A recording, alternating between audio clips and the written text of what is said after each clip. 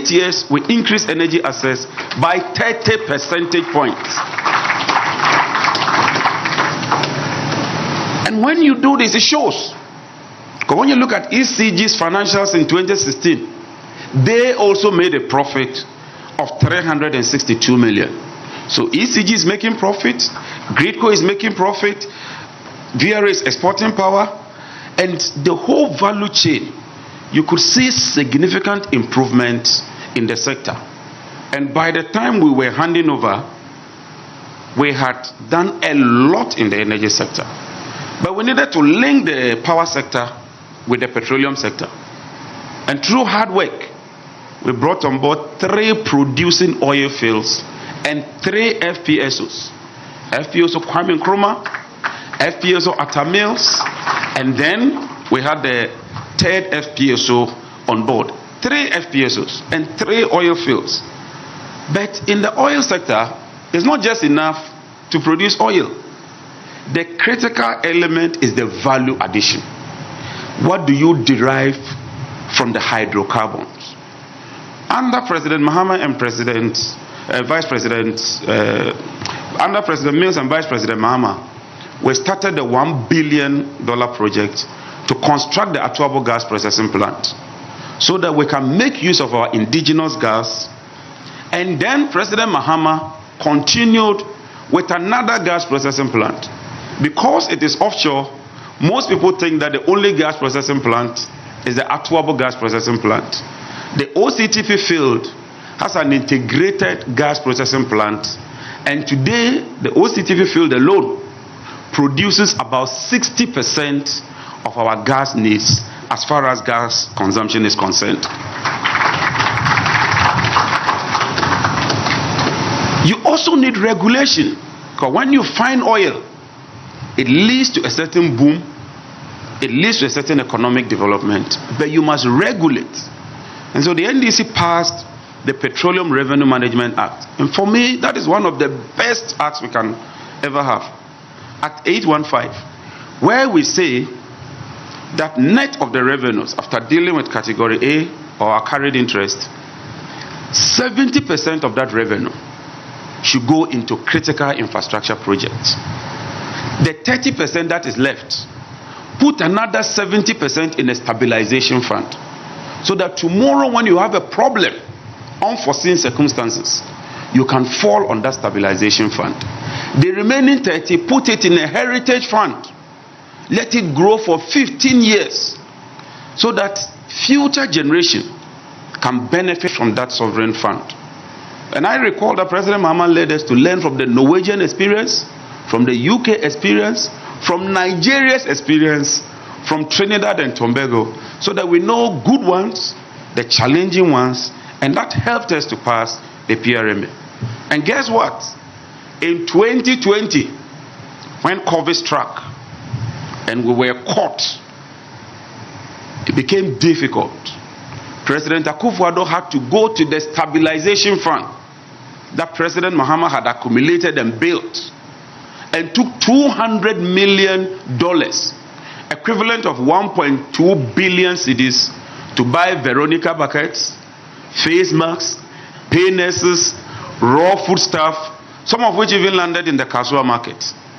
And so the question is, if the NDC did not have that vision, did not think that far, and saved some money in the stabilization fund, when COVID struck, would have had it very, very difficult.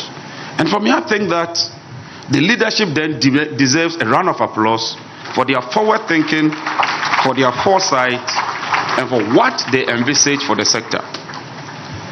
We also restored TOR. And not only did we restore the Tamawa refinery, we procured 2 million barrels from the 10 field, handed it to TOR, so that TOR will blend it with other crude and add value. When we left office, the remainder of the 2 million was declared as off-spec and sold under very dubious and questionable circumstances. Even the energy sector levy that our colleagues on the other side attacked us for, when President Mahama was leaving office, he left in that account 234 million cedis and bequeathed that to President Akufo-Addo. So if you look on the screen, you will see the various FPSOs. I just thought that we should show you the 3 FPSOs that we got and delivered before we left. And those are the FPSOs that we handed over to the Akufo-Addo government. The next one is the Atuabo gas processing plant. And those of you who've been to Atuabo, you would see the gas processing plant. Then you would see the Tema oil refinery, the state of it when we were living and when we handed 2 million barrels. And so as a result of some of these interventions, if you read the Chamber of Bulk Oil Distributors, their document, and this is official, in 2022, we consumed 107 BCF of gas. If you convert that to light crude, it amounts to 20 million barrels of light crude. Because we did not consume light crude and we consumed gas, when you do what you call the import substitution savings, in 2022 alone, Ghana saved $1.34 billion because we transitioned from crude oil to domestic gas. And so, but for these 2 plans that President Mills and President Mahama delivered, would have had to cough $1.34 billion to procure crude oil. So far, we've gotten about $10 billion from our crude revenues or oil revenues, in terms of surface rental, carried and participating, taxes and all that. And then we handed over a very resilient, robust, strong power sector. And let me put this on record. When we were leaving office, there was no load shedding. And that is a fact.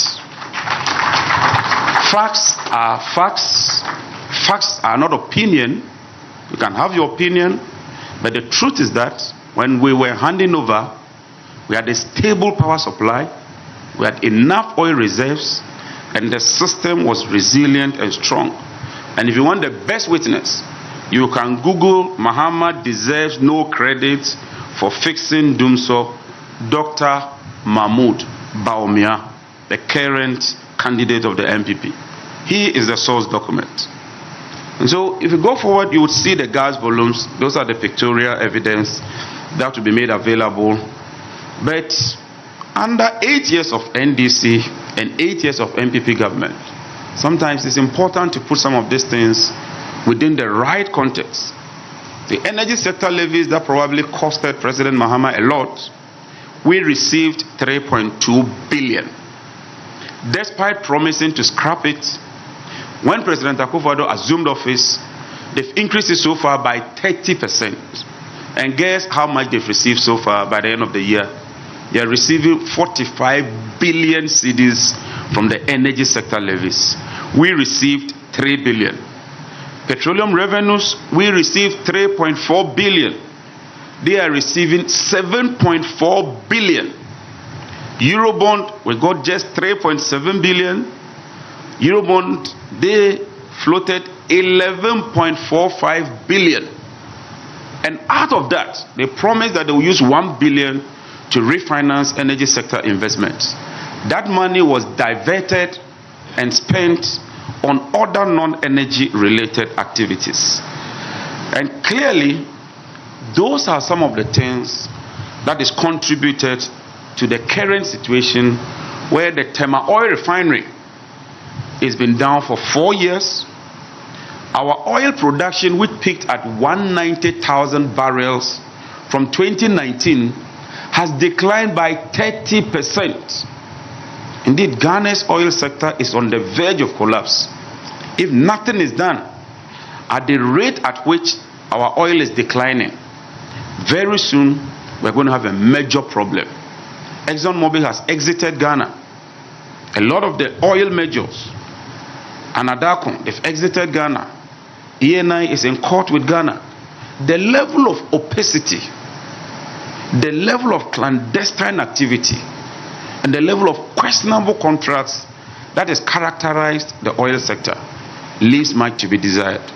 Just our nearby country, Cote d'Ivoire, is overtaking Ghana. Almost all the oil service companies are now relocating to Cote d'Ivoire because the sector is not transparent. There's too much state capture in the oil sector. The losses that were reduced to 22% has now increased to over 30%.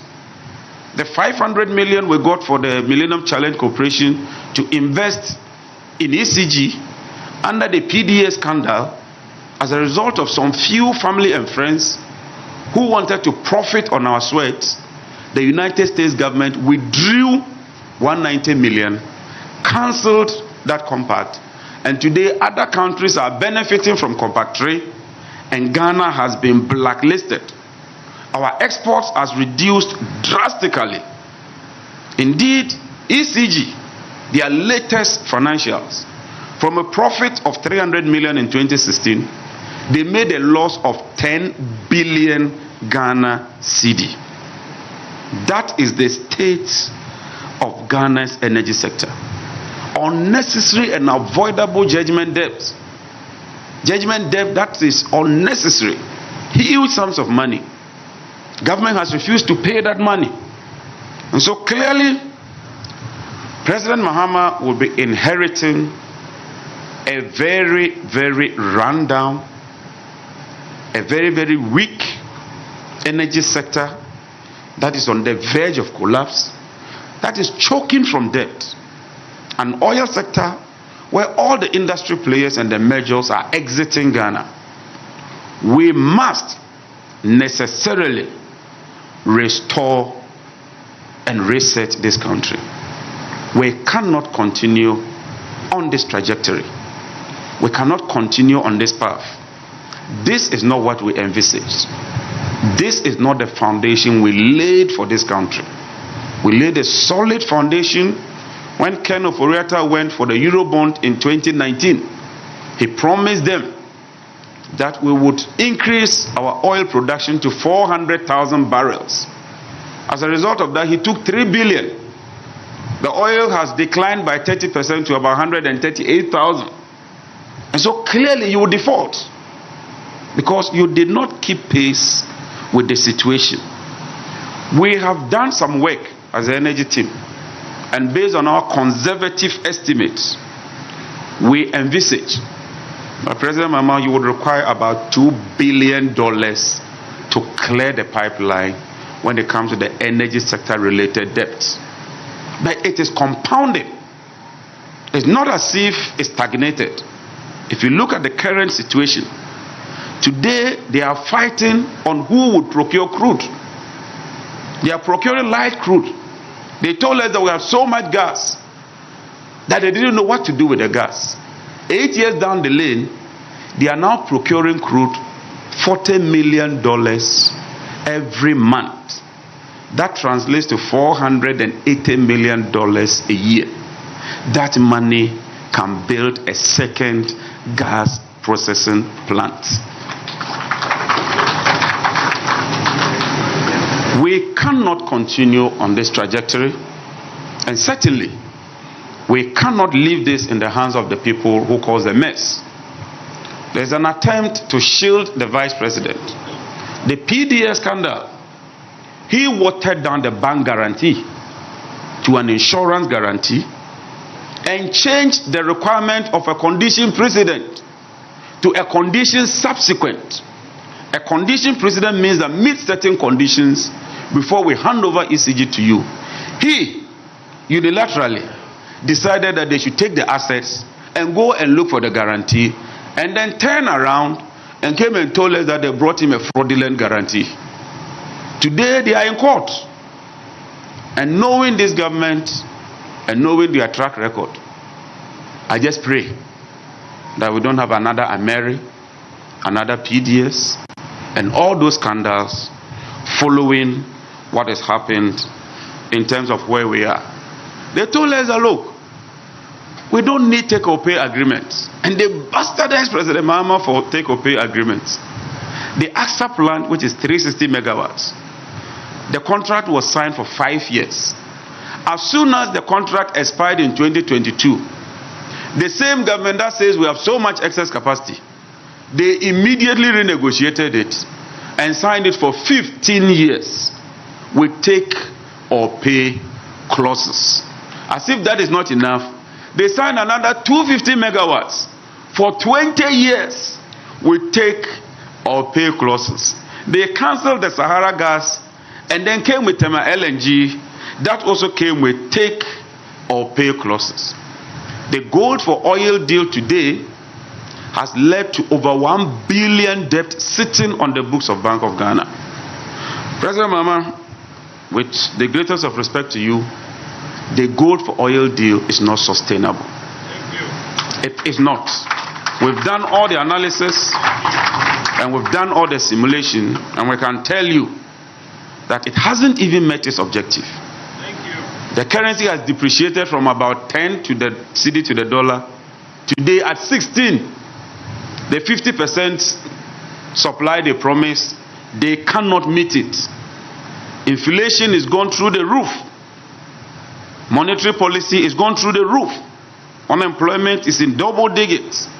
Debt to GDP went above 100%, which meant that if we were to sell the whole Ghana, including all of us, we cannot even pay our debts. That is the level of decadence. That is the level of rot. The Baumia-led economic management team is sank Ghana.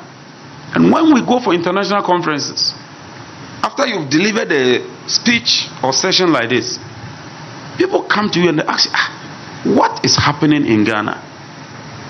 The international community, they are very concerned about our current state. And a lot of them will tell you that they cannot wait to see the back of this government. Ladies and gentlemen, fuel that you could buy a gallon for 14 cedi. Today with 14 cedi, you cannot even buy a liter of fuel. To cap it, we can only do one thing together, stakeholders. When we met you, we had a litany and a series of complaints from you. From upstream to downstream, from generation to the distribution sector, the financial state of the energy sector, even the regulatory element of the energy sector. You must join hands with us. We can only change this situation if you change this government. Thank you very much. I'm very grateful.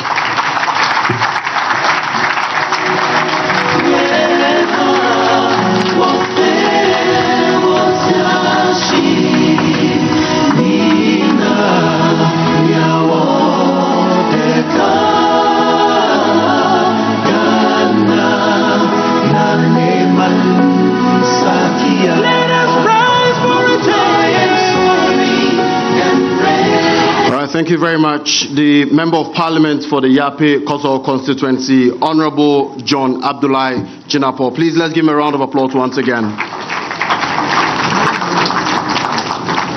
Indeed, it is no doubt that for any nation to reach the acme of development, it must have a robust energy sector driving its growth. And since His Excellency John Dramani Mahama is committed to resetting the destiny of this nation through the NDC's flagship 24-hour economy, it is important that you, the experts and key stakeholders seated in this room this evening, delve deeper into what has been done in the past, which Honorable just mentioned, where we are presently, which is also mentioned, and what we can do better going forward to ensure that we have a robust energy sector that we can be proud of as Ghanaian people. Distinguished ladies and gentlemen, we will now hear from someone who knows our keynote speaker very well. She's a lawyer with 20 years of experience specializing in maritime and corporate law. She served previously as Deputy Minister of Transport. She's a special aide to His Excellency John Dramani Mahama, and now serves as the John Dramani Mahama campaign spokesperson. She's an excellent communicator and a leader admired by all. It's my pleasure, ladies and gentlemen, to introduce to you the beautiful Joyce Bawa Mokhtari. Distinguished ladies and gentlemen, a very good evening to all of you. My task this evening is very, very simple: to introduce to all of us a man who needs no introduction. He is a former member of parliament of our beloved Bole constituency, former vice president, former president of the Republic of Ghana, a man who was promised to reset Agenda Ghana, a man who has told us that he is going through to visit on all the issues that all of us worry about day in, day out. He has told us that together we can build the Ghana that each one of us can be proud of. Distinguished ladies and gentlemen, John Dramani Mahama is a man through whose vision we fix Dumso. He is a man who has promised to reset Agenda Ghana, reset our economy, reset the energy sector, reset our mindset, and together all of us can build the Ghana that we can be proud of. We all know that it's not going to be an easy task, but I have no doubt in my mind that this is a man who promises and delivers on his promises. He's a man who has an able, accomplished lady, Professor Jane Nana Opoku-Agyeman, to support him. This is a ticket that offers experience, it offers dexterity, it offers love for Ghana, patriotism, nationalism of a kind that all of us will be proud of. Distinguished ladies and gentlemen, may I have the distinguished privilege and honor of inviting all of us to welcome John Dramani Mahama, who will be our keynote for this evening. I thank you for your attention. God bless us all.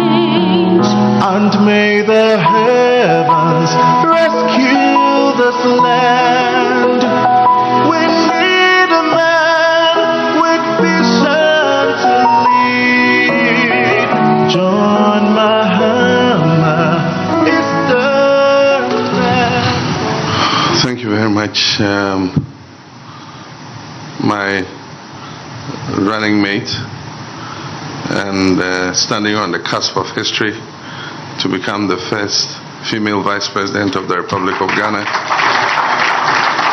Jane Nana Opoku-Agyeman.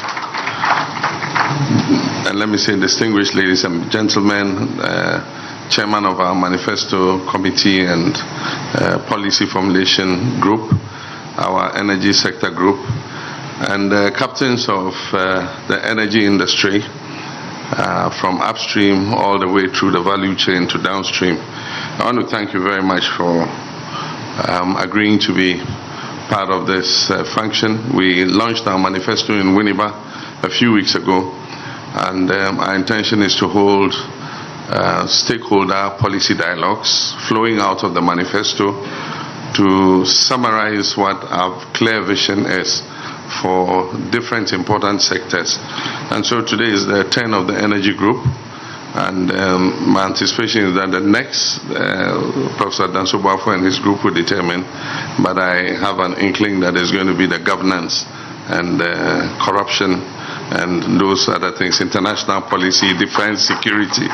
So governance will be the next policy group that we engage. So ladies and gentlemen, my fellow countrymen and women, let me express my gratitude to you, distinguished guests, for honoring my invitation to interact with you tonight. I stand before you today not just as a leader, but as a patriot, committed to restoring and revitalizing one of the most critical pillars of our nation, and that is our energy sector. It is undeniable that sufficient, reliable, and affordable energy will continue to play a critical role as the foundation upon which we build our future. Without it, our economy cannot grow, our businesses cannot thrive, and our people cannot prosper. Historically, Ghana has had its fair share of power supply challenges, with the first power crisis occurring in 1984, following a severe drought which disrupted the generating capacity of our traditional hydro dams. The subsequent crisis of early 2000 to 2007, and then also again in 2012-2013, called for the country's power mix to be diversified from over-reliance on hydro capacity. The NDC inherited a power sector that had suffered from years of underinvestment, and this was aggravated by aging thermal plants. However, we did not resort to whining and complaining and passing the buck, nor did we engage in needless propaganda. On the contrary, we took the bull by the horns and took decisive and bold steps to turn things around by increasing generation capacity to augment the existing plants. Ladies and gentlemen, we made remarkable progress in the power sector during our administration. By 2016, we had increased Ghana's power generating capacity from 1,810 megawatts to 4,292 megawatts, laying a solid foundation for a stable, reliable, and resilient energy system. This was not just about boosting numbers, but about securing a long-term energy future for every Ghanaian. Our investments ensured that the nation became self-sufficient in its energy system and provided adequate buffers against future uncertainties. In the transmission sector, we made significant investments to increase power transmission losses, to reduce power transmission losses, to increase power transmission capacity and reduce power transmission losses. My brothers and sisters, we also transformed Ghana's transmission infrastructure by upgrading our transmission lines and enhancing the bulk distribution system, which helped position Ghana as the power export hub of West Africa. In all that we did, we're aiming to make Ghana the power export hub under the West African Power Pool, which was still in formulation. In the distribution sector, strategic agreements, including the Millennium Challenge Compact, allowed us to develop critical infrastructure such as the Pokwasi and Kaswa bulk supply points, improving power reliability for millions of Ghanaians to significantly reduce system and commercial losses. To address the fuel supply challenge and the associated high cost of crude oil imports, we successfully transitioned Ghana into the gas to power era in line with our energy transition vision. My dear compatriots, regarding electricity access, we expanded national coverage from 54% to 83% during my time in office, a remarkable 30% increase over the 8 years the NDC was in power.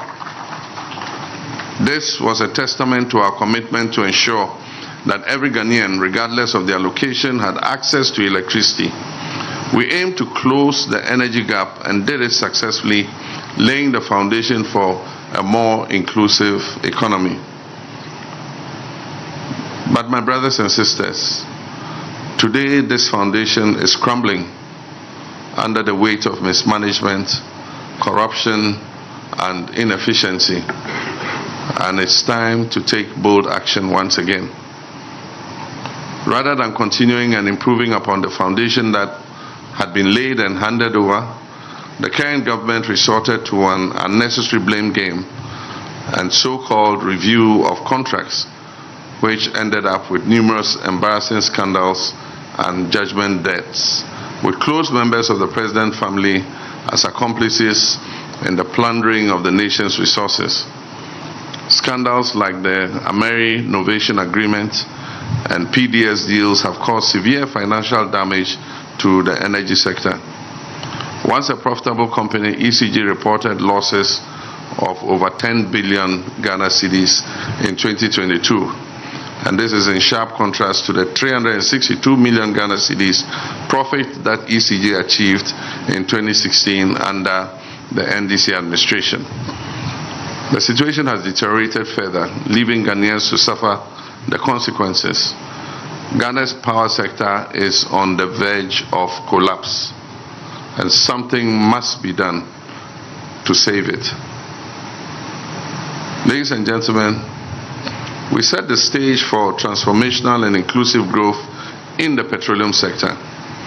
We attracted unprecedented investments, culminating in the realization of 3 oil-producing fields, the Jubilee Field, the TEN Field, and the OCTP oil and gas fields, anchored by 3 FPSOs. We modernized critical institutions such as BOST, GOIL, and TOR.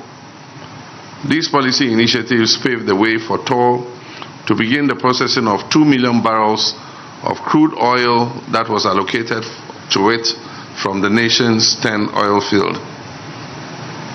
In line with our vision to produce reliable, affordable, and clean fuel for our thermal plants, we constructed the Echuabo gas processing plant to accomplish this goal.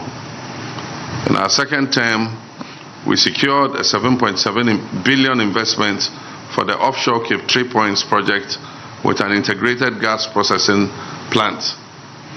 It is refreshing to note that despite the skepticism and cynicism of our opponents, the OCTP fields currently, today, contribute about 60% of Ghana's domestic gas requirement.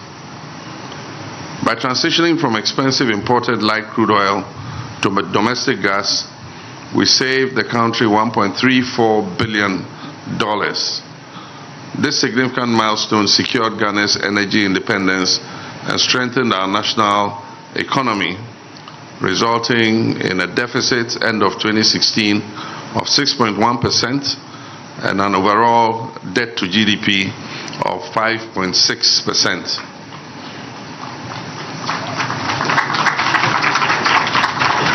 Unfortunately, since 2019, the petroleum sector has retrogressed rapidly. Crude oil production has dropped by over 30%, and regulatory failures such as the ENI unitization dispute have damaged our international reputation as an oil and gas nation. Corruption scandals like the sale of contaminated fuel and the lease of TOR to Terenco in opaque circumstances have further eroded investor confidence in the sector. It is sad to note that most of the major oil companies are abandoning Ghana and relocating in our neighbor, Cote d'Ivoire. Despite the current government inheriting over 40 billion Ghana cedis in ESLA revenues and almost $7.4 billion from oil revenues, the energy sector is choking on debt.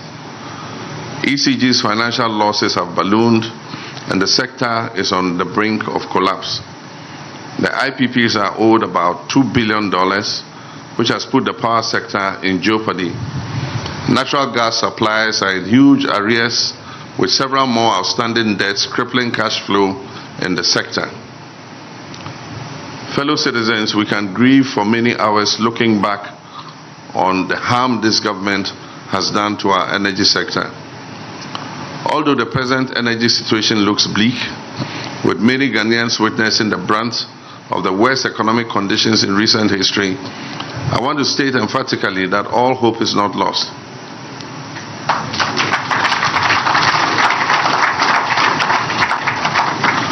At its core, the principle of governance is about solving real problems that impact our people.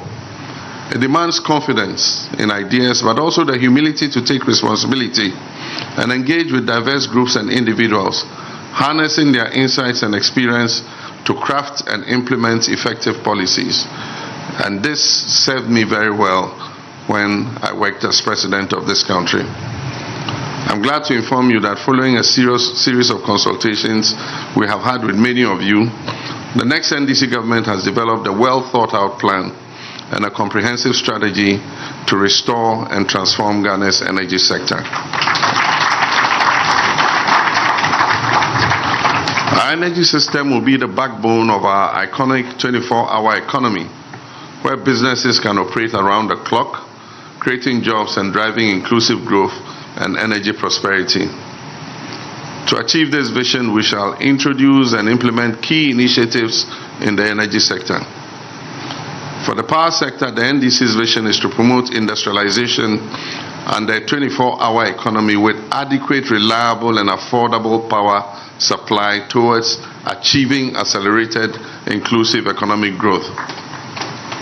We'll comprehensively audit the technical and financial operations of energy sector SOEs with a vision to implementing reforms for the delivery of reliable and affordable services, transparent management of the ESLA revenues, and strictly adhere to the principles of the cash waterfall mechanism to support consistent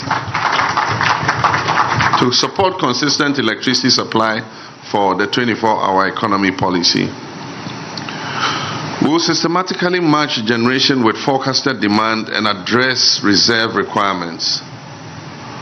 The new administration will increase clean energy consumption in line with our energy transition agenda and provide the necessary fiscal and regulatory incentives to attain a 10% share of non-hydro renewable energy in our generation mix. Other key interventions will include: 1, the implementation of a time of use tariff to provide affordable and stable electric power for businesses to operate around the clock. Another will be to transparently manage the ESLA revenues and strictly adhere to the principles of the cash waterfall mechanism. Significantly reduce technical, distribution, and commercial losses in the energy sector in partnership with local entrepreneurs. To make budgetary provision for payment of power consumed by government agencies and ensure prompt releases of that revenue. Coordinate and implement energy efficiency policies and regulations to minimize the cost of power. And to implement a Light Up Ghana initiative to provide adequate and dependable street lighting for safety and productive nighttime economic activities. To restore Ghana's position as the leading and reliable power exporter in the whole of the West African sub-region.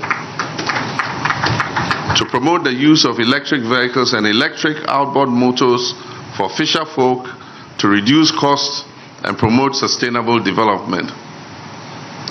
We shall also implement a massive solar rooftop project and off-grid power system to reduce the cost of power delivery and consumption, and provide the needed incentives and support to encourage the private sector to manufacture and assemble these solar panels and accessories locally. Under our Energy for All policy, we shall aggressively implement a rural electrification program aimed at achieving universal access by 2028 and prioritizing procurement of locally manufactured goods and services such as the poles, the meters, the cables, the transformers, etc., to promote local production of these items. In the upstream petroleum sector, Ghana's oil and gas sector is in acute decline, with exploration, appraisal, and development at their lowest since 2017. And this is arising from poor decision-making, opacity, and the underhand dealings resulting in waning investor confidence. Ghana's upstream sector faces imminent collapse if the current trend is not reversed urgently. We shall restore confidence and credibility in the sector by creating an enabling environment aimed at increasing investments through policy, consistency, predictability, transparency, and effective regulation. To achieve this, the next NDC administration shall: 1, restore credibility and reform the opaque and questionable allocation of oil blocks, reverse stalled exploration activities, and accelerate petroleum production with improved incentives to attract investment in exploration activities, especially in our deep waters. 2, to restore and improve the waning momentum in upstream local content and participation to advance value creation, retention, and job creation. And then 3, to implement legislative provisions to optimize acreage size with improved incentives to attract investment in exploration activities, especially in our deep water prospects. To explore and implement cutting-edge drilling and exploration technology to identify new offshore and onshore reserves with improved data quality and accessibility. To pursue actions to accelerate exploration in all offshore basins and aggressively open up the Voltairean Basin to unlock its oil and gas potential. To offer incentives to accelerate domestic gas discoveries, intensify gas commercialization, and utilize power generation beyond industrial use and agricultural production for job creation and national development. To construct additional gas processing trains to augment the current gas delivery volumes for power and industrial use. To achieve 100% domestic supply of LPG production from our gas processing infrastructure and refineries. To review the current LPG cylinder recirculation model in consultation with all the relevant stakeholders to ensure inclusivity in the policy implementation. And I said this already, to expand gas utilization beyond power generation for industrial use and also agricultural production in order that we can create more jobs in the economy.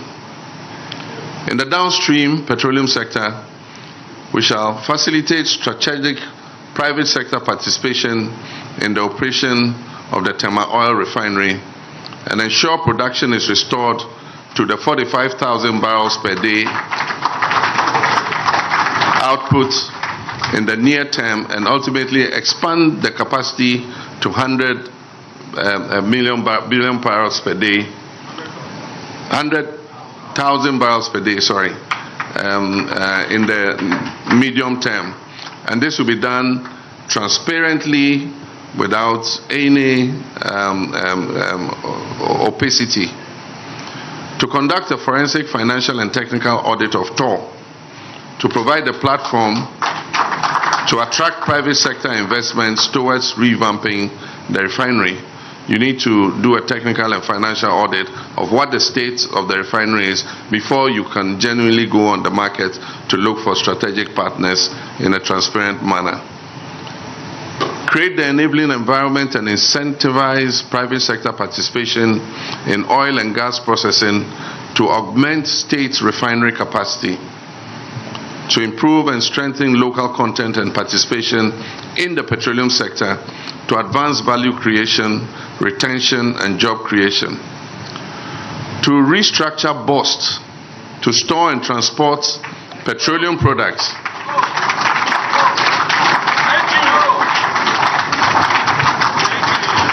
with expanded storage facilities and pipeline interconnections for processing and export. To ensure a transparent pre-mixed fuel distribution system for fisherfolk while pursuing the transition towards electric outboard motors. To develop a multimodal fuel transportation system to increase efficiency and reduce costs of delivering petroleum products. To construct a dedicated onshore pipeline from the west to the east for security, flexibility, and reliability of gas supply. To initiate the development of additional mooring facilities to address increasing demand and supply security. Allow representation of the private sector participation on the CWM committee to provide transparency and accountability. Ladies and gentlemen, we shall strictly ensure financial discipline and accountability for all energy sector SOEs and facilitate private sector participation in refinery operations and product imports and implement a deliberate policy of value addition by processing locally produced crude oil. And by this, we would improve value addition of domestic crude oil and also expand our export potential. establish a guaranteed and structured foreign exchange allocation policy for the downstream petroleum sector, and review the opaque gold for oil scheme to ensure a sufficient and predictable supply of foreign exchange. To aggressively develop, modernize, and expand the petroleum products delivery infrastructure to enhance the security of fuel supply. To initiate the development of additional mooring facilities, I said this already, to address increasing demand and supply security. To invest in infrastructure and increase the capacity of BOST to store and transport refined products, and expand crude oil storage facilities in Ghana in accordance with our petroleum hub concept. And then there are many other innovations that we want to introduce. And so we'll also develop a multimodal fuel transportation system to support the 24-hour economy drive and reduce the cost of transportation. Ladies and gentlemen, in conclusion, our energy sector was once a beacon of progress, and it can be so again.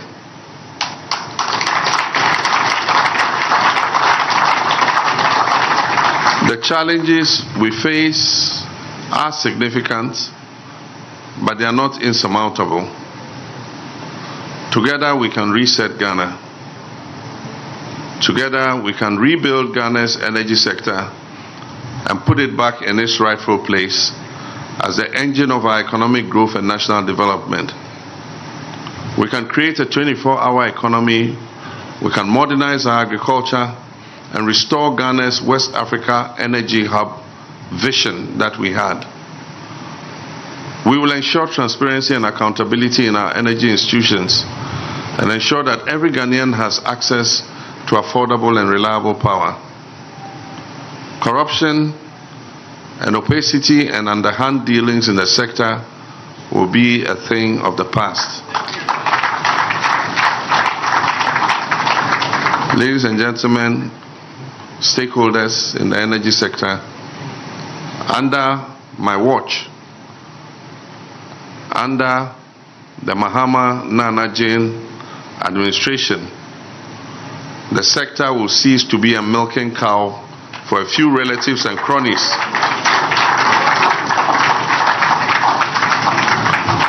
Of the president and the vice president, our relatives are not going to be milking the cow. We shall not treat investors in the sector with hostility, as is presently the case, but will rather welcome them as partners and relate with them based on mutual respect, cooperation, and strict adherence to ethical standards. As I stated at a recent forum on FDI, we shall demonstrate to our management of the energy sector that Ghana is once again open for business.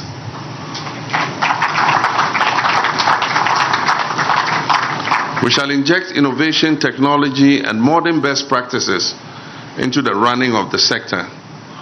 We have a clear plan which we will implement with active stakeholder involvement. We will consult you, the stakeholders, at every step of the way. The path forward is clear. With strong leadership, sound policies, and your support, we can build the Ghana we all want. A Ghana that thrives. A Ghana where energy powers not just our industries, but also powers our dreams. And so I want to thank all of you. I'll stop here and look forward to the interaction with you. And I thank you, and God bless our homeland, Ghana. Thank you very much. Rescue this land. We need a man with vision to lead. John Mahama is the man for us. Oh, Ghana needs a change. Mumbai and sorry and red,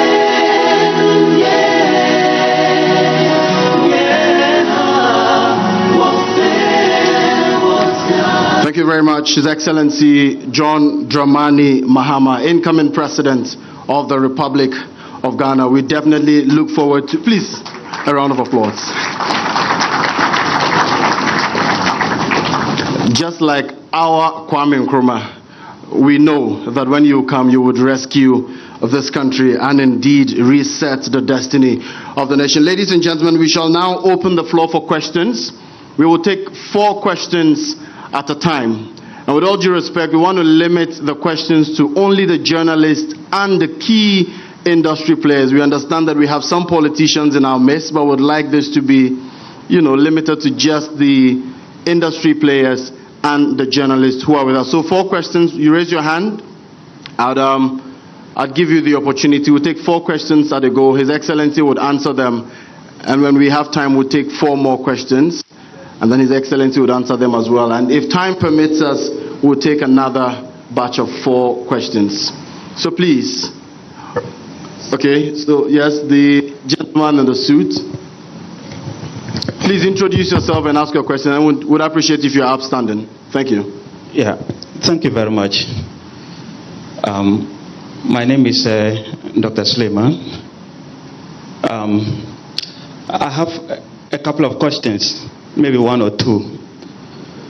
I'm so pleased to notice that we've identified that our upstream is in a state of inertia, a near collapse, and that's a fact.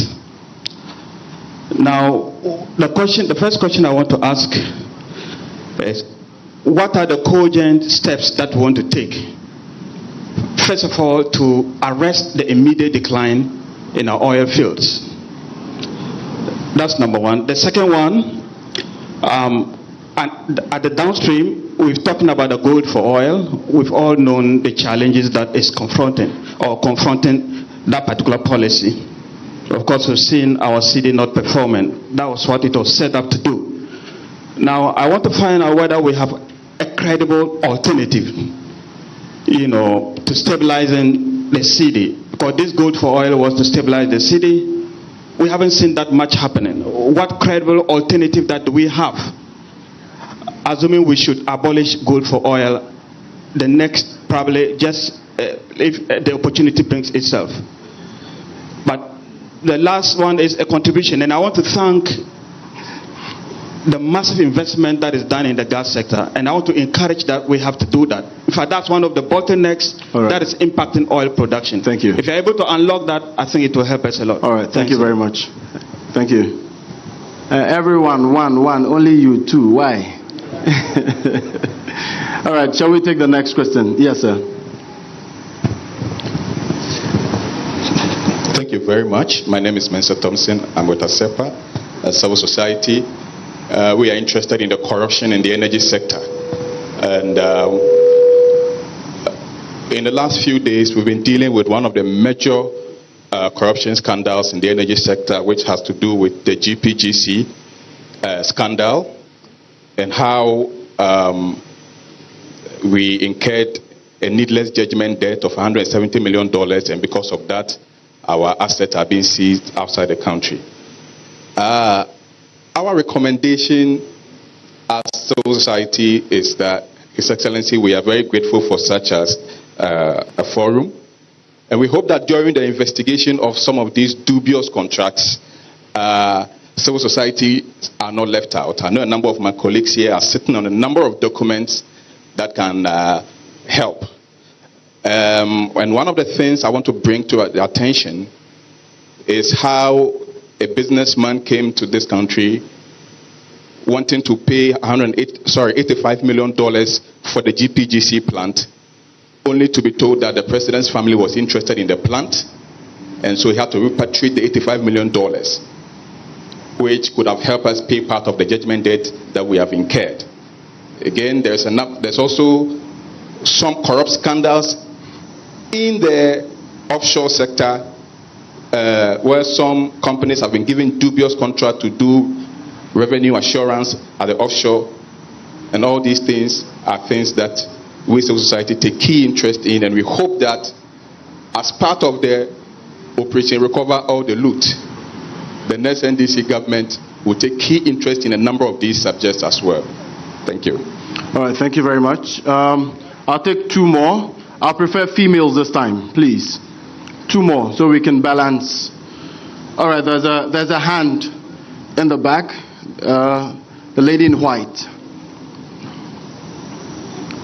I want another female. Gentlemen, I'll come back to you during the second batch. Let's balance it a bit. Thank you very much. Your Excellency, former President of the Republic of Ghana, and your amazing vice, and distinguished ladies and gentlemen. My name is Jifa Bekwe Gray, and I am the host of the Mode in Africa show with Jifa Gray. And this edition is the Real Talk edition for the election 2024, to dive into the manifesto, because we believe there's a lot more for the ordinary Ghanaian to learn and understand, so we choose wisely this time around. My question is, Ghana has discovered lithium, and already the government is signing some agreement on the news to find energy resources. Why is it not one thinking of an equity-based agreement where Ghanaians can own 50% of shares and on the companies? And most importantly, Your Excellency, one of my profound questions, which is personal to me, and I believe the ordinary Ghanaian is, I believe that you have gone through a lot watching us go through so much this past 8 years. What do you feel when you go to bed at the end of the night, and what is the profound energy that you have to actually come back into power and show the Ghanaians have always been there and in your mind at all cost? All right, thank you. Last question.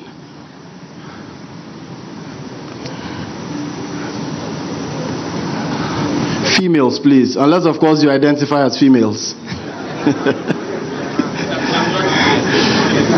Honorable Sam George says he's here, so you should be careful.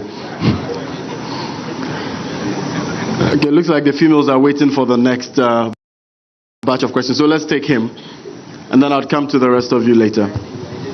All right. Thanks for the opportunity. My name is Hache Derek Emmanuel from IES. I'm glad, I was happy the President spoke about how to increase access to electricity, because at the current rate of 0.8 per year, it means that we're going to achieve universal access to electricity by 2039, growing at 0.8%. I want to ask what the incoming president is going to do regarding the amount of money that Ghana lost regarding the Millennium Compact amount, about 190 million Ghana cedis for the power sector. I want to know what you do to retrieve that amount of money. Thank you. All right, thank you very much. So those are 4 questions, and if Your Excellency would permit, I'll just run through them so we are sure that those are the same questions you have.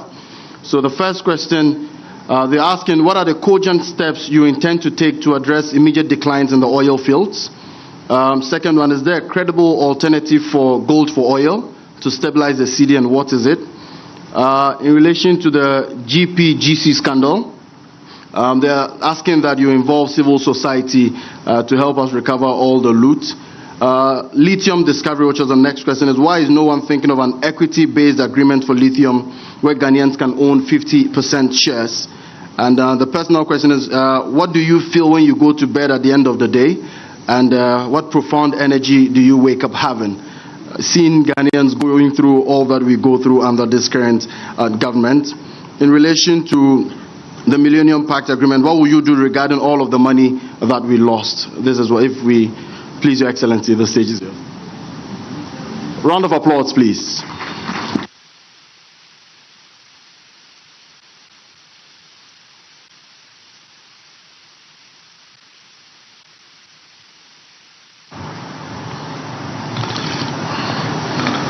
Thank you very much. Yes, your diagnosis is correct. Just as I also said, our upstream needs urgent attention, and if we don't do anything about it, I mean, it's going to collapse.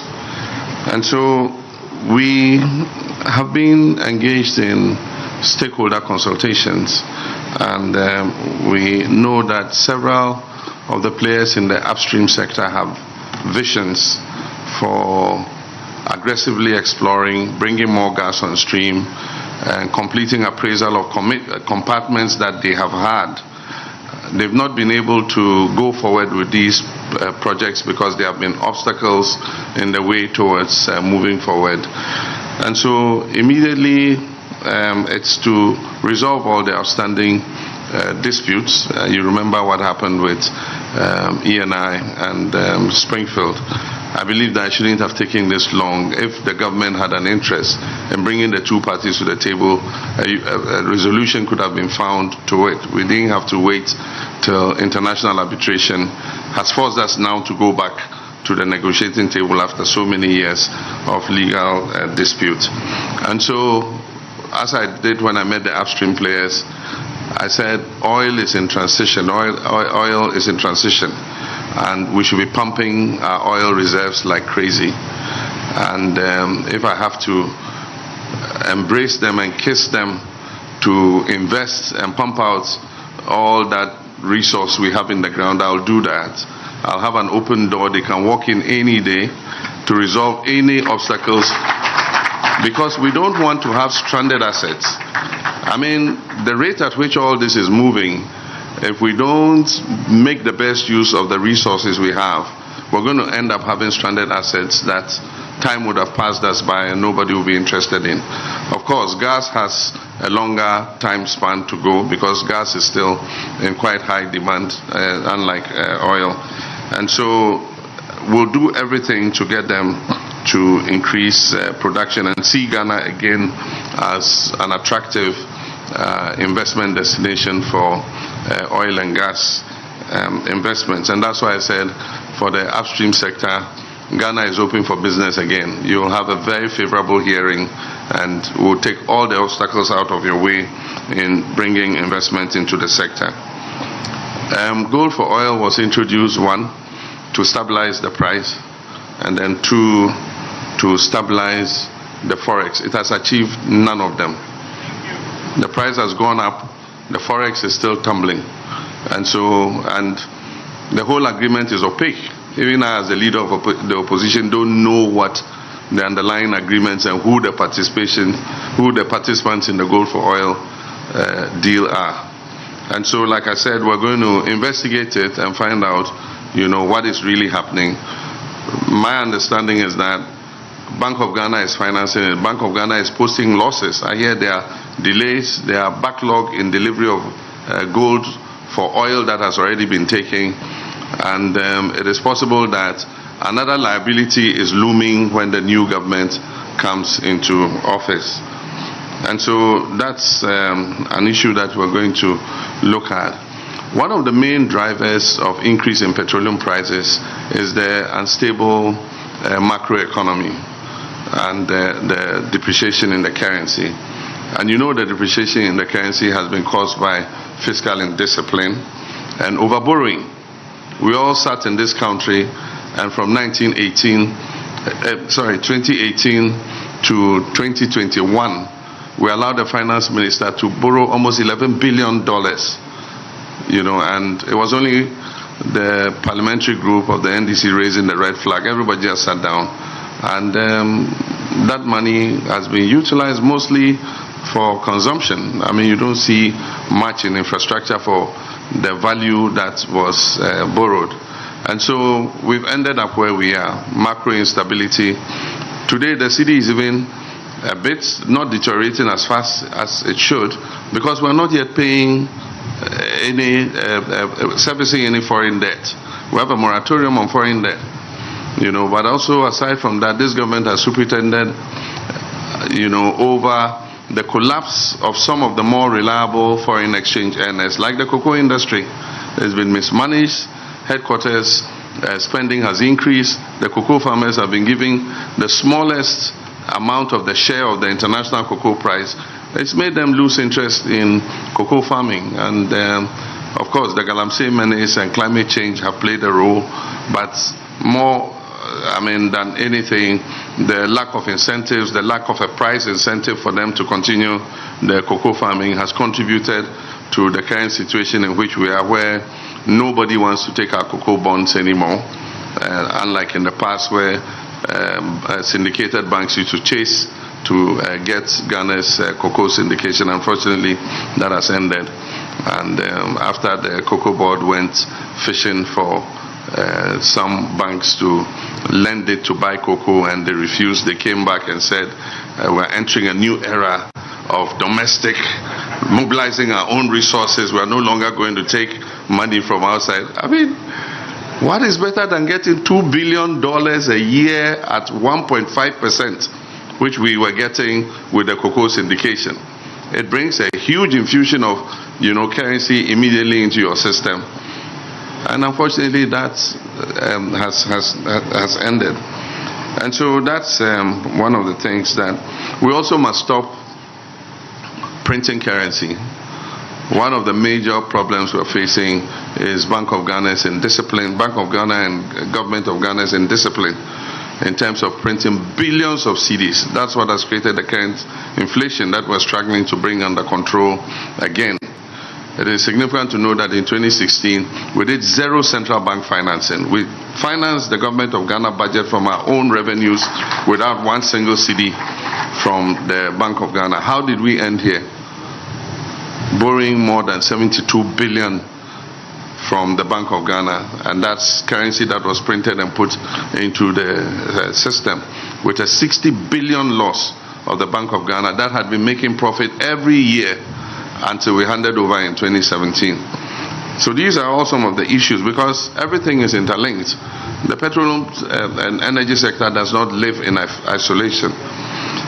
GPGC is just an unfortunate and unnecessary debt that the people of the government, the people of Ghana have had to endure.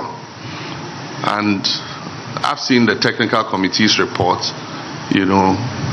advising against the cancellation of GPGC, and yet government went ahead and cancelled it.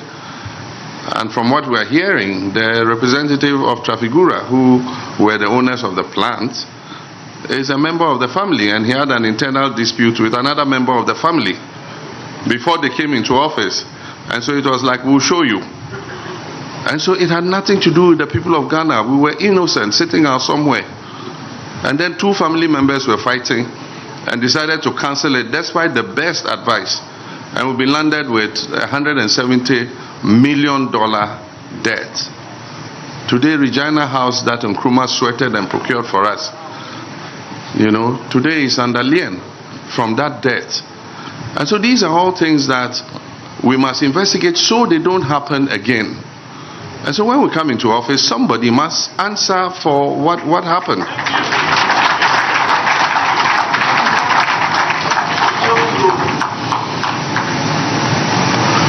Despite all the opposition that has been raised in terms of creaming illicit monies from revenue assurance, people are still adamant and want to go ahead to give sweetheart deals to companies that they are hiding behind to pretend to do revenue assurance and cream off money so that even when they're out of government, they can still have a flow of income. We're going to investigate all these revenue assurance schemes and make sure that there are things that are in the interest of the people of Ghana. And so buyer beware. You sign any revenue assurance contract, we will look into it. And if it's not in the interest of the people of Ghana, you can be sure that we will take the appropriate action. With lithium, you say, why don't we go for an equity-based agreement? If you look at the electric vehicles and the whole EV battery thing, there's a lot of research going on. And lithium has been the main battery source of power. But if you look at developments in the sector, if we do not push to get production of lithium going and getting something out of it, time may pass us by. Because new research is showing other sources of power for the batteries for EVs. We have struck an agreement, I think that in such agreements, we must always put the clause to be able to acquire more equity. But we must start from somewhere. If we say we're going to stall it because we want a 50-50 agreement, we probably will wake up one morning and lithium is a thing of the past and some new source of battery power has come. Unfortunately, they try to create the impression that it is the fault of the minority in parliament. It isn't. You've gone to agree a lithium agreement that asks for royalties and shares above what the Minerals and Mining Act, prescribes. So first you need to amend the Minerals and Mining Act so that you can, that agreement can qualify under that act. But you can't bring a concession agreement for lithium with share agreements and royalties that exceed what the parent Minerals and Mining Act prescribes. And yet they're going around and creating an impression that is the minority opposed to it. We're not opposed to it. We say bring the Minerals and Mining Act amendment. Let's amend it. And once we amend it, then we can pass the agreement for the lithium. So the ball is in the government's court. And they should stop creating the impression that the minority in parliament is stalling that lithium agreement. If we start mining that lithium, it will bring jobs to that area. And we know that from the social surveys that have been done, among the 5 poorest regions, Central region is one of them. And so if some activity like that starts, it should help to alleviate some of the poverty in that particular region and provide jobs for people. And so government should bring the amendment to the Minerals and Mining law as quickly as possible and let Parliament pass the lithium agreement and let some mining start. But let's make sure there's a clause that if it becomes highly profitable, we can ask for additional equity, or we can float some shares in the venture on the Ghana Stock Exchange. That was one of the programs that I went to, and I said one of the first things I'll do when I become president is to go and kneel before the Millennium Challenge Compact and beg them and say the 190 million, I beg them, we need it. It was the last component. We had invested in transmission, in all the value chain. It was a 570 million compact. And we had invested properly all that money. And it was just down to the last part of it, which is to deal with the sick man of the power fraternity, ECG, just there. And that was to bring in private sector participation in ECG in order to improve on collections and reduce commercial losses. And then the family started quarreling with the front men over the shares. And the quarrel became so serious that, with fraudulent insurance bonds and all that kind of thing. And the quarrel became so serious that, it got stalled, and the Millennium Challenge Compact had to pull back the 190 million. I met with the American ambassador yesterday. We were discussing other issues aside from to do with international and domestic issues, especially with regards to our ongoing tussle with the Electoral Commission. And during the discussion, I appealed to her again that if God favors us and the people of Ghana, also favor us and vote for us, one of the first things I'll do when I swear in as president is come to her office and ask her to arrange a mission for me to go to America to beg them that we need that 190 million to come and resolve the downstream distribution sector, because we need that. We need to improve efficiency of collection and also work to reduce the technical losses as much as possible.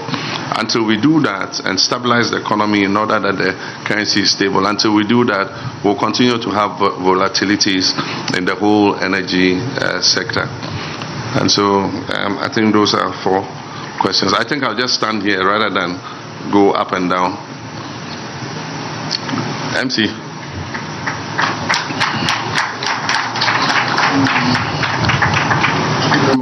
Your Excellency John Dramani Mahama. Before I go ahead to take the next 4 questions, I'd like to quickly acknowledge the presence of some former power and energy ministers that are here with us this evening. The Honorable Kwame Pepra was the former Minister for Energy and also Finance Minister. Honorable, please, let's see you. Thank you. We also have Dr. Otingeje, former Minister for Energy, also here with us as well. We have Honorable Emmanuel Ama Bua, also former Minister for Energy. Dr. Kobna Donko, former Minister for Power. Thank you very much. We have the Honorable Seth Tekpe, who also acted as Minister for Power sometime. It's a proper economic wastegate. Ladies and gentlemen, we also have some former CEOs of energy sector state-owned enterprises, and of course, the minority leader, Dr. Atto Forsen, is also here with us, as well as some members of parliament. We shall now take the next 4. Charlie, the way you raise your hand quick. Let me come to you because you raised your hand earlier. I'll come to you, but let's start with him. Evening, Frank Kwashi is my name. I'm a research scientist with the Ghana Atomic Energy Commission. His Excellency, you made mention that your 24-hour economy will be hinged on energy. But in your speech and the nice presentation by Honorable John Jinapo, I didn't see anything about alternative energies like solar, solar, waste to energy, because currently we generate about 13,000 tons of waste, solid waste in a day in Ghana, and also about the nuclear power program, because currently we are in the phase 2, initial phase 2 of that program. So I want to know your plans on those. Thank you. All right, thank you. Okay, let me balance it a bit. I'll take a lady. Thank you. Yes. And then I'll come to you. I'll take a lady. Yes. Thank you very much. My name is Nafi Chinri, and I think that my question follows what the gentleman said. We currently have an energy transition plan. The current government has developed an energy transition plan. And in your presentation, you mentioned developing an energy transition policy or energy transition plan. I'd like to know what your plan would look like and whether it will be different from what we currently have in the country. Are you going to invest in developing a new plan for the country, and what would that look like? And I think it follows to what the gentleman talked about. All right, thank you. We'll take 2 more. I promised I'd come to you, so I'll take you. And then I'll come to you last. Right. Steve Mantiel is the name. I co-chair the Ghana Extractive Industry Transparency Initiative, and I convene the civil society platform on oil and gas. Your Excellency, I heard you on energy transition and renewables. But the data shows that we are unable to attract adequate investments into renewable energy technology. In my view, God is a Ghanaian, because he gave this country all we need to make that transition without much effort. A study by the Ghana Extractive Industry Transparency Initiative shows or identifies 5 to 6 critical minerals that Ghana needs to make the transition. Lithium is one of them, but also is silica, and we have them in abundance. Unfortunately, we cited our Atuabo gas processing facility on our prime silica deposit site. But it's a whole silica belt that runs from Atwabo all the way to Aboso. And as far back as 1960, Kwame Nkrumah saw wisdom in building the Aboso glass factory. Today, the way we build has changed. Everybody is using glass. Your Excellency, if we were minded to revamp the Aboso glass factory and to retool it, to turn our silica into glass, it will help our construction industry and reduce our import of glass. But more importantly for energy transition is that when you coat the surfaces of the glass with photovoltaic materials, they become solar panels. So all the high-rise buildings with the glass around them become generators, generating power for internal use. I'd like to know what will be your plan or strategy to attract investments into the exploitation of the critical minerals that we need to help us transition from fossil fuel dependent economy to renewable energy. Thank you.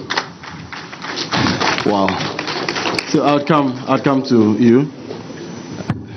This one is a university thesis question.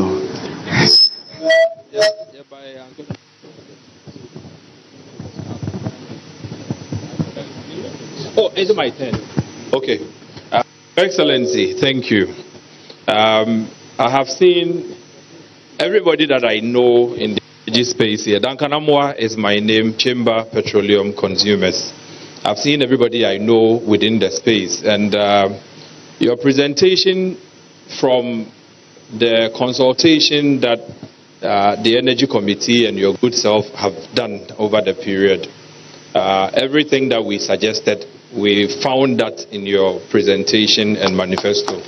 And so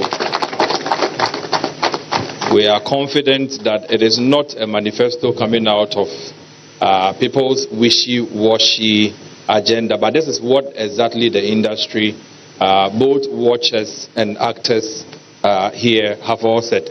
Your Excellency, I have two quick things. I don't have the luxury of a question because, like I indicated, we have engaged extensively. Your Excellency, 24-hour economy clearly will pose some good tiding for the energy sector. If you have a fuel station that closes at 6 p.m.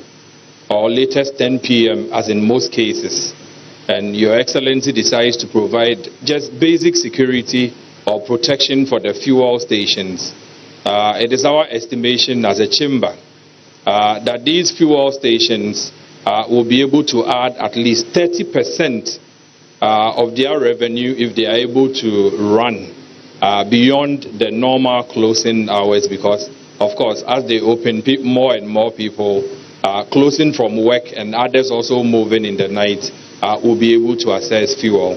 One of the critical things that you would need to do is to ensure automation of the pumps, particularly the fuel pumps.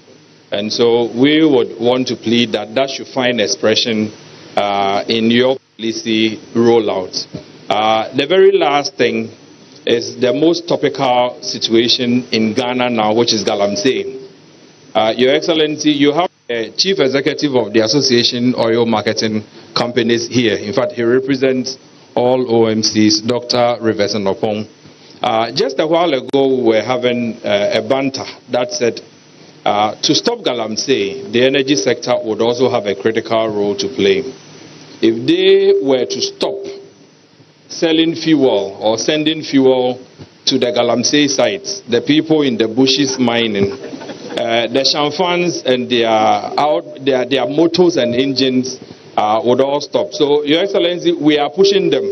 I'm sure as they like to listen to you, if you could also push them from this particular forum, maybe we'll stop selling fuel to the Galamseyers in the bushes, and then the Shamfans will remain there. We will find a solution. Thank you very much, Your Excellency, for the opportunity. Yeah, okay. All right. Thank you. Thank you very much. Very interesting questions. We captured everything under renewable energy, and we said that we will work to expand investment in that sector in order that we can meet the 10% non-hydro renewable mix. We know that probably the most viable is solar, because God blessed us with a lot of sunlight. Indeed, if we could export excess sunlight, Ghana will not be in the situation in which it is. And so we must use as much of it as we can. And that's why we talked about rooftop solar and off-grid solar and all the other renewables. We're not a very windy part of the world, and so wind is not too viable an option. There are a few corridors that have been, identified for wind. Waste to energy, you need to think about the technology, and there's a lot that goes into it. Already we can do household biogas plants if we move from the current septic tanks that we use that have to be evacuated from time to time, and we put bio waste feeding. I saw a sample of it in Central University, where the methane gas is fed back into their kitchen to supply gas so that they don't have to buy LPG. So there are all kinds of things that we can do in our own innovative ways. There was an attempt to do a biofuel, a biomass fuel plants, and I mean there are several. For instance, if you go to several countries, they process the sugar cane into sugar, and then the mass that is left, that is the leftover, they use to fuel the factory, and they sell the excess power into the grid. So there are many things that we can do, but we need to look at the economics of it and how to bring in the investment. For now, I think that solar is the most viable. We're looking at nuclear, and I've been following the developments in the sector. I know the stages that they have gotten to. They have done some shortlisting and identified the technology from 2 countries, I think, 2 or 3 countries. And they are looking at mini nuclear to add to the mix that we have. We're following it closely, and we're going to encourage that we look at that so that we can, add that to our generation mix. We need to look at all kinds of, inputs from the power sources so that we can have a more efficient, power sector rather than relying on only one. Gas is finite. A time will come when we have exhausted all our gas potential, and we'll need to look for other potential. So we should encourage as much of a mix as possible so that we're not reliant on only one power source. But we'll continue that work you guys are doing at GAEC. We had a meeting with Atomic Energy, and they briefed us on the work that is going on there with regards to adding nuclear as one of our sources of energy. And so it's something that will continue when we come into office. One of the things that has held countries back is throwing away plans of previous governments and introducing completely new ones. I think that the challenges in the energy sector are known to all of us. And so we're not going to come and jettison any energy transition plan that this government has put in place. We might tweak it based on our manifesto, and that's why we're talking to you about our manifesto. And when we do that, it will be done in consultation with all stakeholders. I'm sure some stakeholder consultation has gone into the current energy plan, and we'll maintain it, but we'll tweak it in consultation with our stakeholders and what our energy priorities are.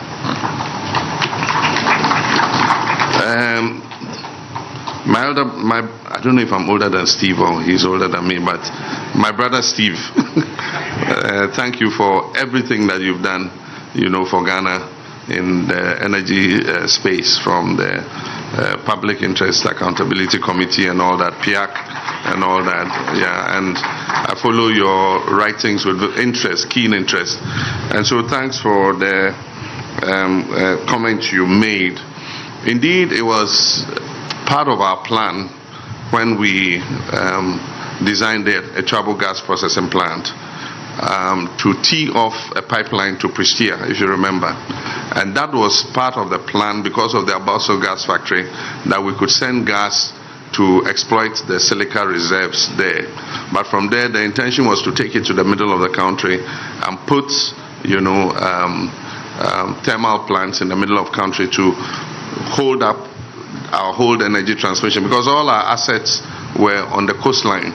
And you know that when you transport over long distances, you lose, the technical losses are more. But if you have another plant, and that's why Bui and the current Ameri plant in Kumasi are important, because then they make the power transmission system of Ghana more resilient than it was before with all our assets on the coastline. So now is the time, now that gas has reached Pristia and reached Kumasi. Unfortunately, our gas supply is not enough to generate power, and so it's only when we have sufficient gas that we can look at other, products like glass and even fertilizer. If we have more gas, we can put in petrochemical plants producing fertilizer and all others. So right now, like I said, we need to encourage the upstream industries and encourage them to bring as much gas on as possible, so that we can not only get 100% of our power needs, so that we don't have to buy HFO and light crude oil, but we fire all our thermal plants on gas. And then any extra gas that is available, we can look at other byproducts, such as the Abaso glass factory, such as producing, and that's why we said, increasing local production of solar panels and accessories. And so that covers, producing the solar panels and accessories locally, so that we have an industry that makes it more feasible to provide employment and also to provide those products at a cheaper cost than when we import them from outside. We did a lot of stakeholder consultation with regards to the manifesto, and like my brother was saying, we consulted the downstream, upstream, and all the stakeholders, and we listened to you carefully, and we incorporate a lot of the very intelligent opinions that we captured from those consultations in the manifesto.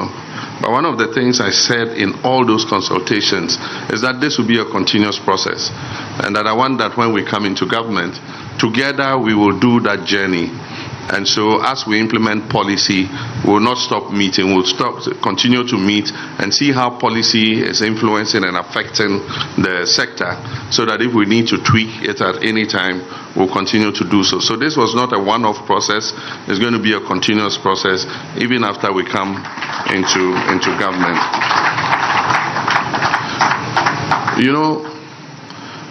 We need to move to a cashless society, and that would help the 24-hour economy, because armed robbers attack fuel stations because they are taking a lot of cash from those who come to buy the fuel. So the armed robbers know that the petrol sales are there, and so they will come and attack you to take the petrol sales. And sometimes after they've killed you, they'll take 2,000 Ghana cedis away or 3,000 Ghana cedis away. I mean, what's the cost of the life of a person? But because of e-levy and all that, it has reduced the Momo to Momo transactions. And so if fuel stations had their Momo number, and they say, look, in the night, if you pay Momo, you can come and buy fuel at any time, the armed robbers will know that there's no money there. They'll stop attacking the fuel stations. As long as they know there's cash and they're collecting cash, then it makes it difficult for them to run the 24-hour. But if he says, look, after 10 o'clock, we'll still sell fuel, but we're not accepting any cash. And armed robbers, there's no cash here. We're accepting only Momo payments. And so if that happens and we move to a cashless society, it will help the 24-hour economy. Unfortunately, it's not only for fuel stations, but many other businesses. If we were paying with Momo and other cards and other things, it will reduce the rate of armed robberies because of the large cash holdings that we hold on our premises, because we are taking cash as payment for the services that we provide. That's why we have an increase in the spate of armed robbery. With Galamsey, I don't know about the OMCs, but I know that the Galamseyers have these huge tanks. There are some white tanks with metal straps, and I see them at the back of Kia trucks, and they go and park at a fuel station and they fill them and they pay, you know. And so I don't know whether you're saying they shouldn't sell to those people because I'm not aware that they deliver, but I know the Galamseyers go and buy anyway. But you see, there's one of the mistakes we are making. There's illegal gold mining, which is Galamsey, and there's small-scale gold mining, which is allowed by law. Small-scale gold mining is allowed by law. Illegal gold mining, Galamsey, is not allowed. That is some people taking and going on some concession, or even if it's not a concession, identifying that there's gold here, and without anybody's permit, they go and start mining and destroying the environment. That exists, and that's illegal. But the point I make is, the Minerals Commission awards the concessions, and they award the concessions to people. Are we holding the people who hold the concessions responsible for what happens on their concessions? If we do that, it will solve the problem of Galamsey. You have the concession. If we come and you're doing mining the wrong way, we'll take the concession from you. And so you're supposed to do the mining this way. And I mean, there are experts in mining, a lot of graduates from University of Mining and Technology who are sitting unemployed today. We'll assign them to every person who has a small-scale gold conception. We'll assign those young experts to you and show you how you should do the mining without, crossing the lines. And if we do that in one stroke and we hold them responsible, we say, if we come and something is not going well in your concession, we'll hold you responsible. And if they are not being held responsible, then it means that the people who are supposed to implement are complicit, and that's what's happening. Those who are supposed to check are the ones taking money from the illegal activity and turning a blind eye, and the point even is that, and I gave a warning, I said, look, if you want to be a gold miner in the gold industry, then don't serve in my government as a DC or as a minister or anything. The reason why it is difficult to deal with Galamsey is because members of this government, from DCs to MPs to ministers, are involved in small-scale gold mining. That's why it's difficult to deal with it. I have no small-scale gold concession. I don't have any relatives involved in small-scale mining. I don't expect my ministers to be engaged in small-scale mining. My DCs should not be involved. If I find that you're involved, I'll remove you. Go and mine. If you want to mine, go and mine. If you want to serve the people, serve the people. But one of the things we say is that we should move the implementing agencies and enforcing agencies closer to where the mining is taking place. And so I think this government has started doing so. I've seen some Minerals Commission offices being opened in the mining districts. We should accelerate that and employ more people for those agencies, EPA and all of them, and make sure that they are posted to that district. We must identify the boundaries of that district, how many concessions are in those districts. You should be able to go to the EPA, have a control room that shows what is happening in every mining sector. And today, with satellite technology and all that, you can be able to see what is going on within your district. And if all that is linked to the main headquarters, have a big control room, you know what is happening in Prestia, you know what is happening in Takwa, you know what is happening in every mining district. You get reports every day coming about what is happening.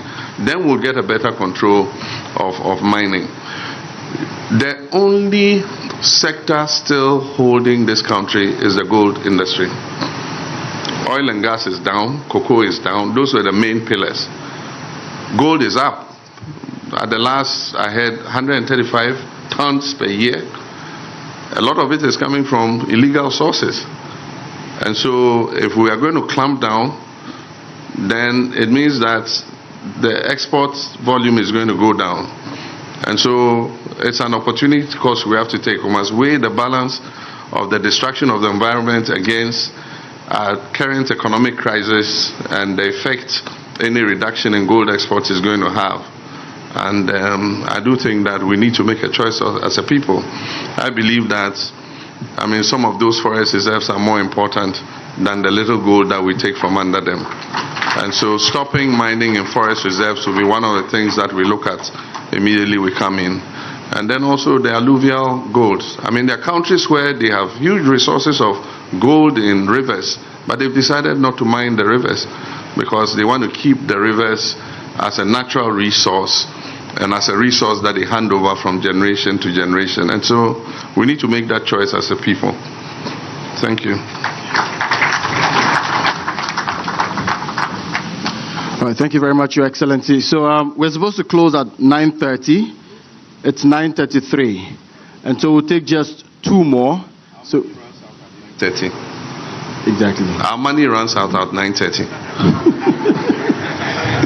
So I'll take you and then the gentleman in suit seated in front. Yes, just two. His Excellency, I don't know why Kopeko bring us into.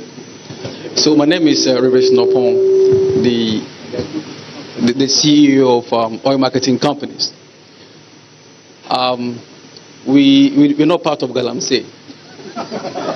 So let me issue this disclaimer before Kopek can allow. Yeah, so I think one of the main reasons why you see our members supplying to these illegal miners, I don't know if you are privy to the number of oil marketing companies we have today. We are more than 170. Can you imagine Ghana today? And I said this with all due respect in Kenya when I met my sister company for the East Africa Downstream Dialogue. When I mentioned that we had 175 oil marketing and LPG marketing companies in Ghana, they were shocked. Even Nigeria, with the land size, doesn't have that amount of oil marketing companies. The competition is huge. So my members have no other means than to sell to the Galamsey people if they have to survive. That has also resulted to quite a number of discrepancies in the downstream sector. Example of them is the debt to the stakeholders like BOST, NP, and GRA, which I believe it's been on the news for the past weeks. I don't know. To a question, what are you going to do about this when it comes to power? The number is escalating, and I believe there should be a point where we need to stop issuing licenses to people to run oil marketing companies. Another issue has to do with cross-zonalization. I'm very happy that you mentioned that BOST, or now called BEST, will now be realigned to do what it needs to do. My members are forced to now pick products from Takrady, so Tema to Takrady and in the interlands. And sometimes they will go with an empty BRV to load in Takrady, and they'll be told to come back to Tema to load. And that's bringing another lot of cost to my members. If the cross-zonalization is not going to work, let's be a clear policy that you can now live from anywhere across the country, because the competition will fight for itself. And then if there's no need for BOST, there's no need for BOST. Thank you.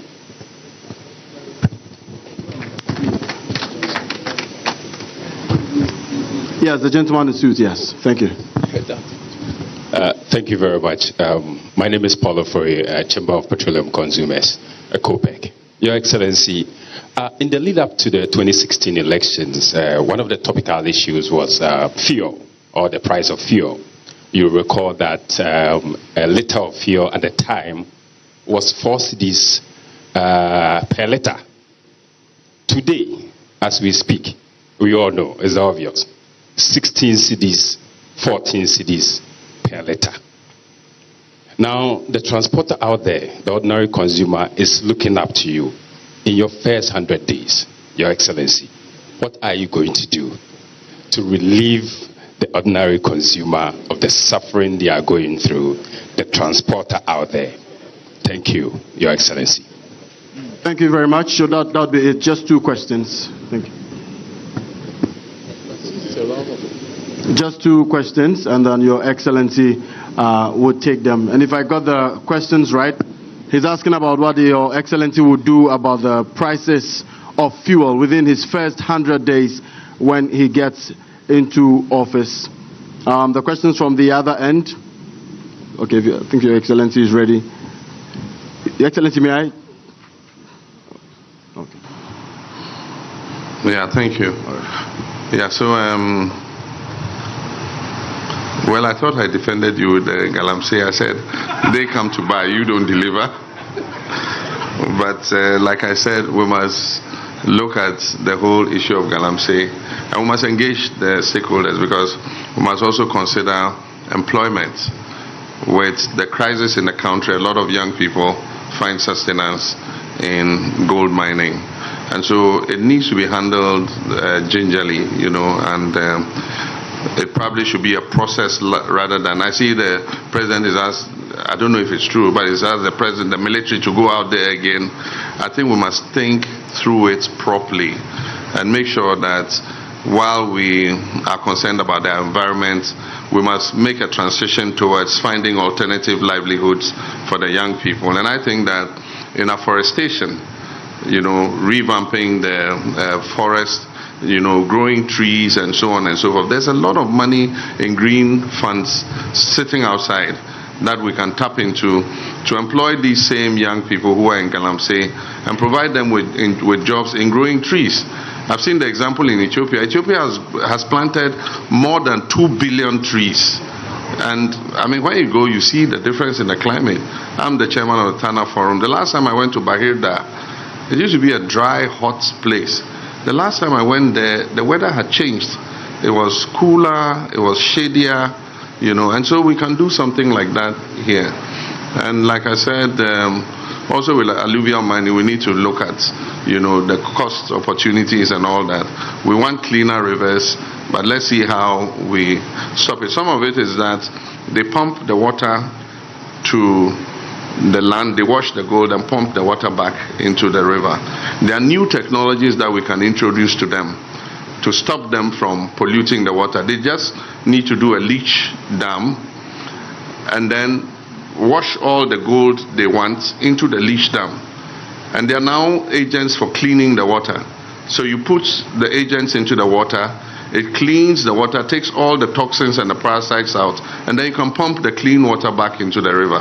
And so there's technology for everything. I mean, mining has been done everywhere in the world. We can learn from the best practices and still be able to give our people a livelihood. 170 OMCs and more are created anytime a new government comes into power. Because it's the thing with Ghana, you know, everybody follows everybody. I remember there were very few BDCs. Then BDC became the fashion. And everybody wanted a BDC license. OMC is the fashion. Everybody wants an OMC license. Despite opens a radio station, everybody wants an FM station license. Somebody opens a pure water factory. Everybody wants to establish a pure water factory. You know, there's a lot more that we can all do. If all of us are OMCs, we reduce the profits in the business, and all of us are getting a smaller share of the same cake. So the more OMCs you have, the smaller the share everybody is getting, until nobody is getting anything. And then we all complain that there's no profit in it. Our margins are too low, and so on and so forth. And so I don't think we should stop entering into it, but we should apply the standards. I mean, if you're an OMC, you're supposed to have a certain number of stations to qualify as an OMC. You can't have fly-by-night OMCs, have a few stations, 2-3 stations, and then say the person qualifies. You must have a standard for keeping your license as an OMC. And you should be inspected annually to make sure that you qualify to be an OMC. And if you don't, then maybe your license is taken away from you. I don't know. But like I said, all these things we will do with stakeholders. I don't want to be accused by OMCs and that they want, I say when I come, we're going to take their licenses. So don't lead me into temptation, I beg you. But we're going to sit with you and see how we can clean up that whole space of OMCs and BDCs to make sure that if you get it, you are living up to the expectation that the industry needs you to live up to. Zonalization is some animal that you guys have always complained about. I'm not an expert, but I think that we need some more efficiency in the whole distribution network. Not only zonalization, the UPPF and all that, we need to look at it and see how we streamline it so that if we move fuel more efficiently, it would help us to bring down the cost. And we need to look at the whole cost build-up and see what is in there, who is getting what. There's some people hiding in some corner and making some, things that really, if we didn't allow them to be taken, it will help to bring the cost down. But ultimately, to maintain stable fuel prices, we need to stabilize the currency. The currency is the major driver of the price escalation. And so the finance minister is key in taking the steps that would help to stabilize the currency so that it would help to bring more stable prices to all of us. It says, what will I do to, I think I've virtually answered the rationalize the price of fuel. I think that if we stabilize the currency, we'll stabilize the price of fuel. And then if we look at what leads to the price buildup, we can help to bring things down, bring a lot more efficiency into the downstream petroleum sector. And if we do that, we pass on the savings to the consumer. I think that is what would help to galvanize the industry. Thank you very much.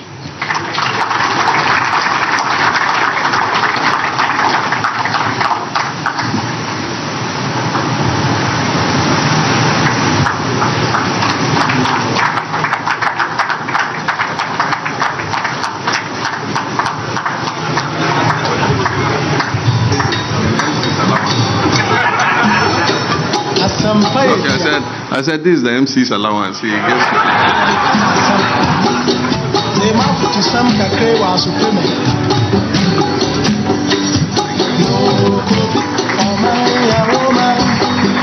All right, thank you very much, Your Excellency, for such an amazing, presentation.